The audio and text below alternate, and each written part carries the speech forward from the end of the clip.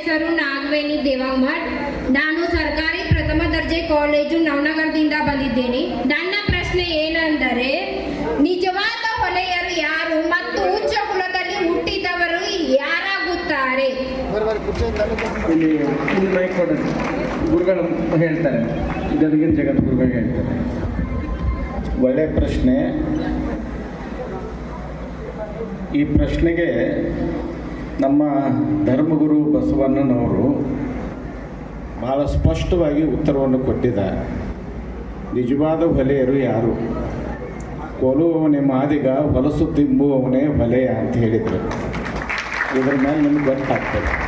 ಇನ್ನು ನಿಜವಾಗಿಯೂ ಮೇಲ್ವರ್ಗದವರು ಯಾರು ಅಂತ ಒಂದು ಪ್ರಶ್ನೆ. ಸಕಲ ಜೀವಾತ್ಮರಿಗೆ ಲೇಸನ್ನೇ ಬಯಸುವವ ನಮ್ಮ ಕೂಡಲ ಸಂಗನ ಶರಣರೇ ಕುಲಜರು ಅಂತ ಹೇಳಿದರು.